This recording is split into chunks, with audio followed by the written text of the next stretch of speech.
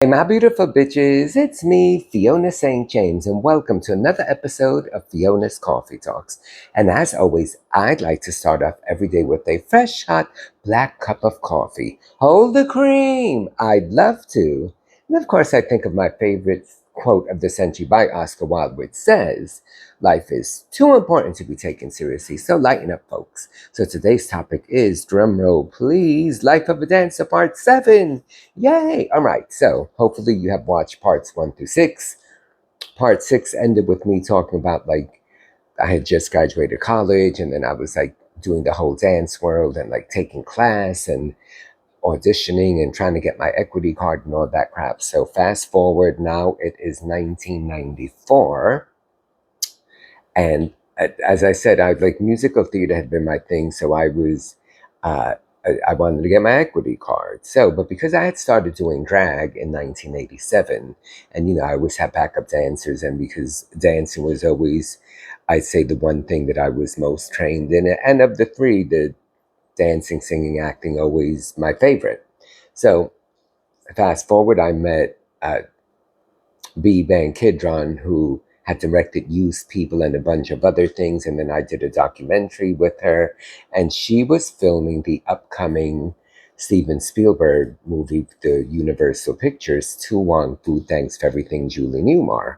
And for those of you who have seen the movie, you know that it's Wesley Snipes, Patrick Swayze, God rest his soul, and John Leguizamo were their drag queens. And there's a contest that happens at the beginning of the movie in New York. And the, then they travel to California for the big contest at the end.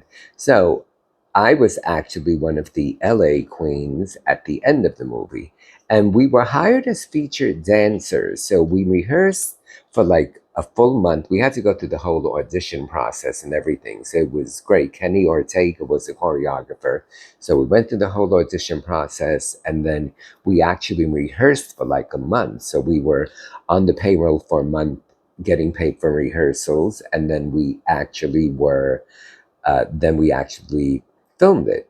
So it was interesting too. The one thing I remember about the audition was that there we all were in drag, and it was all of us New York City queens. And not for nothing, but this happened like because would have happened in New York anyway. But B-Band was my connection. So then I sort of like introduced her to the powers that be. And then so many of us New York queens uh, ended up in the movie in one way, shape, form, or another. Most of us, like either like in the New York scene or the LA scene as dancers. And the New York queens, those bitches made a mint of money because I remember the New York scene was shot at like was it Webster Hall or Roxy, one of those big clubs at the time, and they filmed for like 7 days, like 7 straight days. And now, when we were hired as featured dancers. What ended up happening was because they filmed so many days, if you are not in the union, if you get paid as a featured dancer, that's considered a SAG waiver. You need 3 SAG waivers in order to join the union. So because they worked for 7 days, they were automatically able to join the union. And I remember even that last day, they got golden time and they were there like 24 hours. So these girls made major, major, major money. And when we were at the audition, like the New York City Queens was supposed to be like the not down and dirty, but like the New York, that kind of vibe. Ooh. And then my book just fell. And then the LA Queens, we were supposed to be like, I don't know, softer, prettier. So and I remember at the audition, Kenny Ortega halfway through it came up to him and was like, "Fiona, I don't know what to do with you." And I was like, "What do you mean?" And he was like, "Well, you're really pretty, so I think you should be in the LA scene, but the New York scene, like, was supposed to be more not attitude, but fiercer for lack of a better term, where like it was more like." No, I want to say down and dirty, but anyway, you get what I'm saying. So, like, the New York Queens had more of that New York attitude, because New York, LA, that's like two different worlds in terms of just people's demeanor. They're a little more laid back. We're not. So he was seeing that in my dancing and how I express myself. So when he was like, I don't know what to do with you because I feel like you should be in the New York scene, but I almost kind of feel like because I was pretty that I should be in the LA scene. To which I said, well, you know, girl, I got a whole lot of wigs. Put me in both because I'm thinking I want the money. They subsequently put me in the LA scene, which I mean, I was just happy to be in it, regardless of whether I was New York or LA. But I will say, those New York queens, because they worked 7 days, like their check ended up being like this. Now, unfortunately, us LA queens, we only got 2 days of filming, and we shot in Old Westbury, Long Island, although it was supposed to be California, but there was like this estate and it was outdoors and it was beautiful.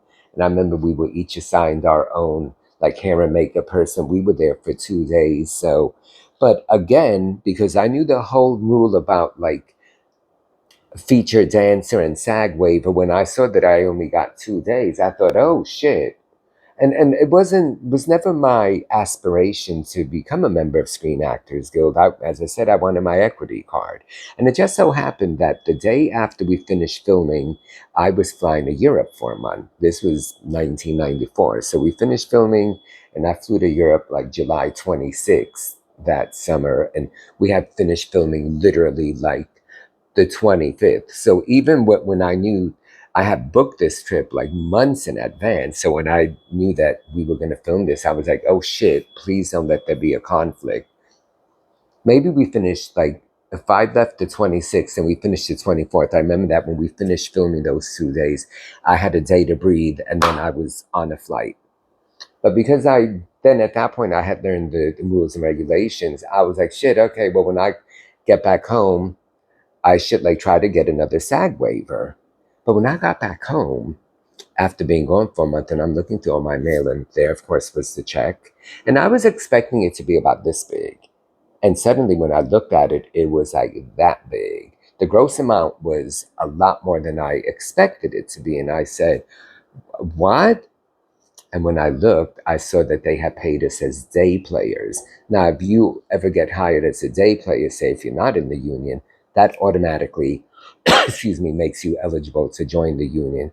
So I know what happened. They were kind because since the New York Queens got 7 days and probably like no exaggeration, probably made 3 times that we made because with all that golden time, and then they would have the day player rate as well. So because they would have been able to join, but we would not have been able to join if we were paid as featured dancers, they said we're just going to pay them all as day players. And I think they did that for us because they thought, let's be fair, like they couldn't just have them be eligible to join and then suddenly we couldn't.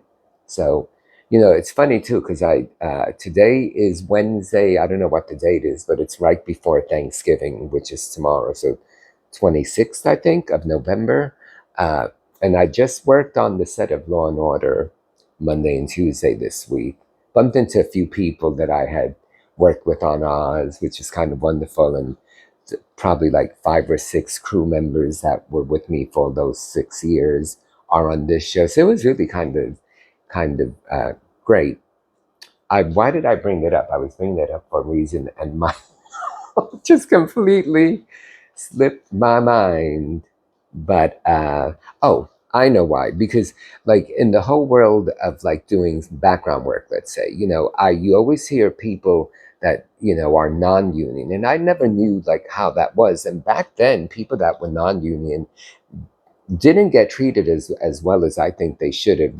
There's definitely that the two categories, and back then, like they have a lot more rights now. Their pay is a lot better. It's much more lucrative. But I remember like 30 years ago when I joined the union, their pay was shit. They got no overtime, and now it's a totally different ballgame for them. So I always think to myself, God, I never knew what that world was of like non-union because the first thing I did was principal work, and you always hear people that are like, oh, I have 2 SAG waivers, I just need one more, and it would be 10 years and they still don't get it. So anyway, but that's my story. I'm sticking to it. So yeah, Tu Wong Fu, that was like, that was technically based on my dancing, which that's what this series is about.